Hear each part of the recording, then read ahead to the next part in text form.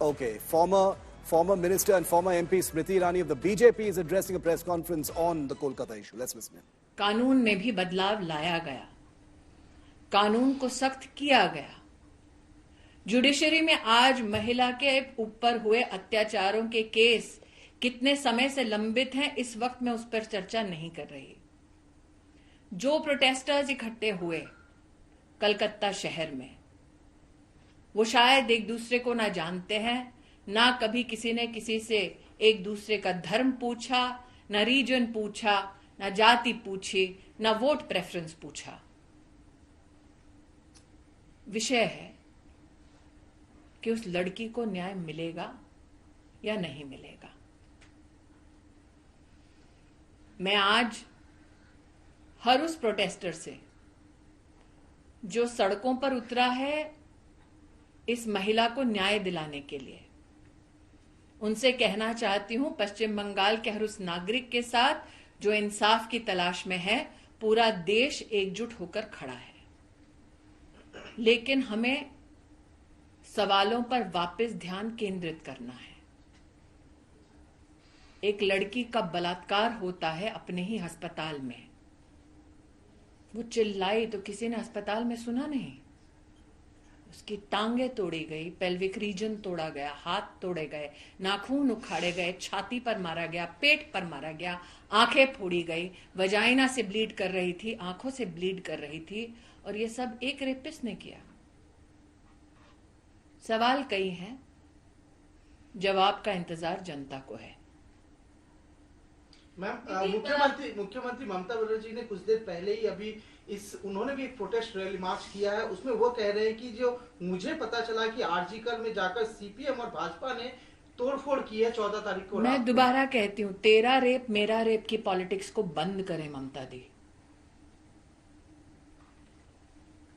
क्या अब लड़की के बलात्कार के लिए, उसके इंसाफ के लिए हिंदुस्तान की जनता तभी आवाज उठाएगी उस लड़की की और उस प्रदेश की पॉलिटिक्स को देखकर?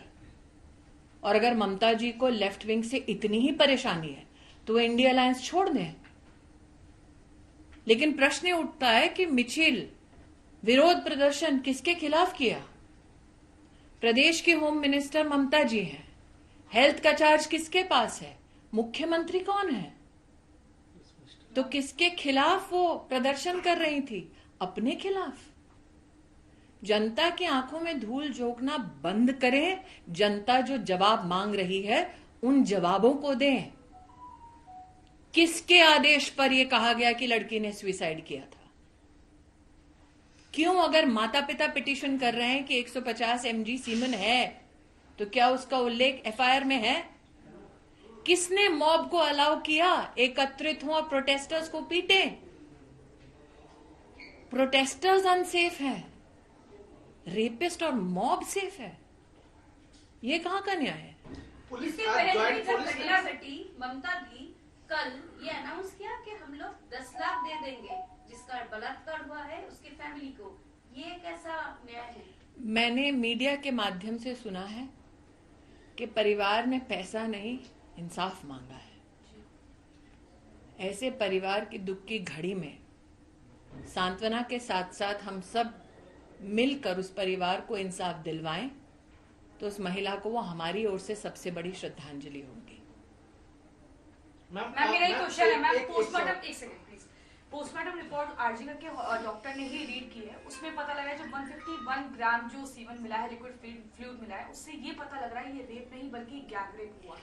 अगर ये गैंग रेप है और अगर पोस्टमार्टम के बाद ही, जैसा कि आपने कहा, इसकी जानकारी पुलिस को थी, तो और कितने अरेस्ट किए हैं कलकत्ता पुलिस ने?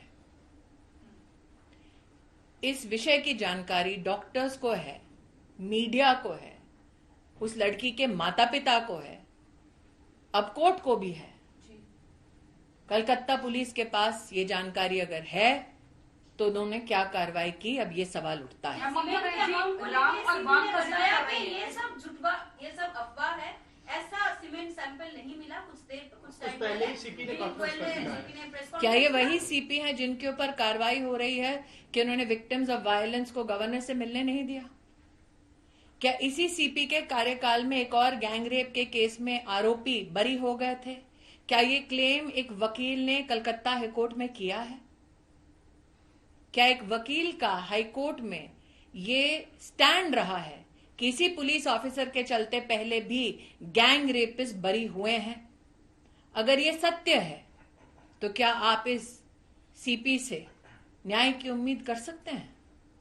मैम, ये सीपी भी अब नेताओं की तरह बयानबाजी कर रहे हैं, और दूसरा ये कि बार-बार मेरा मीडिया को प्रश्न टारगेट उठता किया जा है, रहा है। मेरा अब क्या डॉक्टर के बाद मीडिया कर्मी खतरे में मीडिया हैं? ही नहीं, अगर सोशल मीडिया पर कोई इस मुद्दे पर सवाल उठा रहा है तो कोलकाता पुलिस, ये मेरे ध्यान में आया है, उनको नोटिस दे रही है।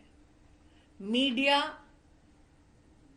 लड़कियां, महिलाएं, इनके ऊपर अत्याचार करने के बजाय मॉब को कंट्रोल किया जाए, रेपिस्ट अगर और हैं तो उनको ढूंढा जाए।